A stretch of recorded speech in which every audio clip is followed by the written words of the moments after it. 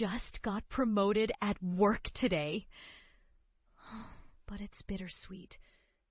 I wish Dad was here to share this moment with me. He'd be so proud. I know he's watching me. And I am so thankful to have you by my side through all of this. Enjoy.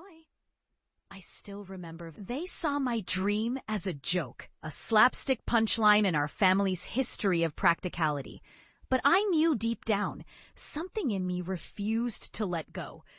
That was 5 years ago. I was just a young woman with a patchy, borrowed set of hives tucked away in neglected corners of the city. Rooftops, abandoned lots, hidden alleyways. No one believed in me. My family dismissed it as a childish phase, a pointless hobby, a reckless waste of time. But I saw the future of our environment, the vital pulse of life that bourbon bees could bring back if given the chance. I knew I was onto something, even when everyone else ridiculed me. In those early days, I was utterly alone. The city buzzed around me, indifferent to my quiet efforts. I learned everything from books, from YouTube videos, from trial and error. I kept my hives hidden from my family, sneaking out late at night or before dawn, tending to my bees with trembling hands. The ridicule stung like 1,000 stings, literally. My own family called me naive and crazy, telling me I'd never make a difference. Bees? In the city? Nobody cares, they'd sneer. But I kept going, driven by a stubborn hope that I could prove them wrong. And I did. Slowly, the city began to respond. My bees thrived in my secret colonies. They pollinated stray plants, brought life back to forgotten patches of concrete. I started producing small batches of honey, raw, wild, and fiercely distinctive. Word spread. People sought out my honey, and I shared it generously, telling stories of the bees, of hope, of restoration. All the while, my family continued their dismissals, their laughter ringing in my ears like a relentless echo of doubt.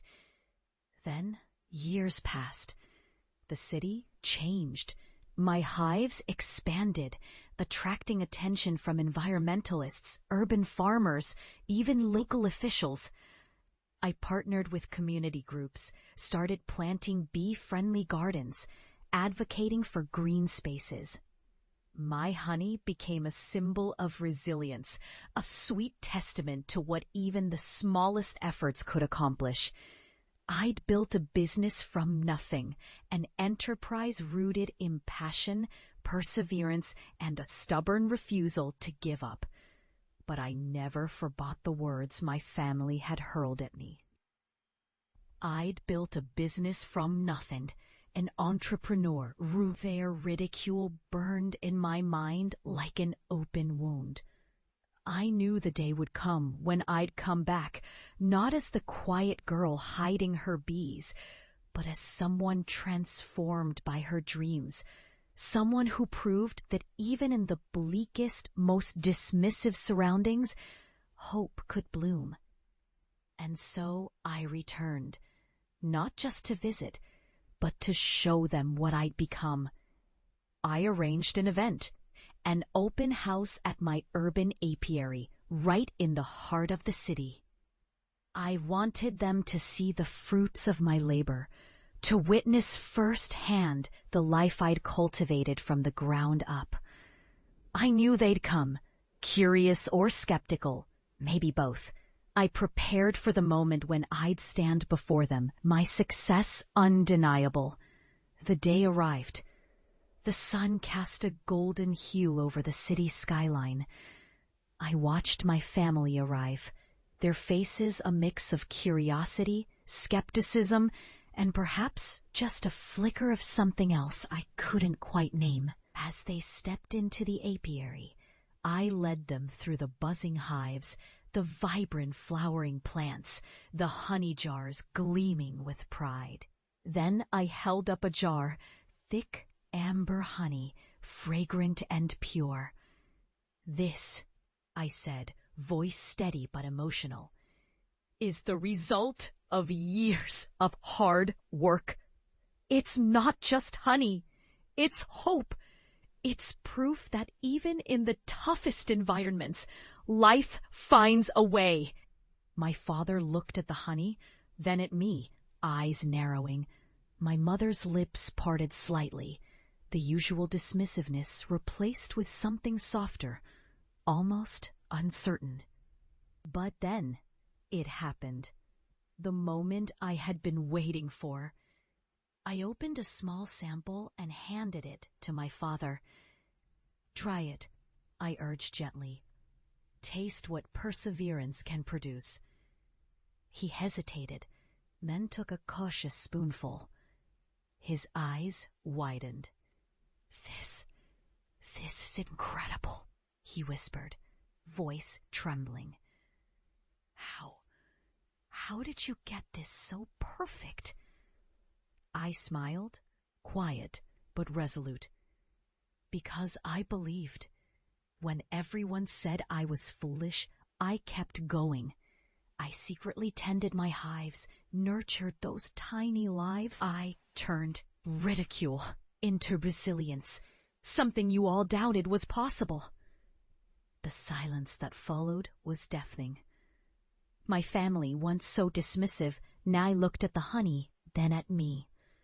The weight of their judgments, so cruel, so relentless, began to lift. They saw what I'd built, what I'd become. Not just an urban beekeeper, but a force of nature, a testament to perseverance and hope. In that moment, I felt a deep, cathartic truth settle over me. Their ridicule was a reflection of their fears, their inability to see beyond convention. But I had seen. I had cultivated something real, something vital. And through that, I had transformed not only the urban landscape, but also my own destiny.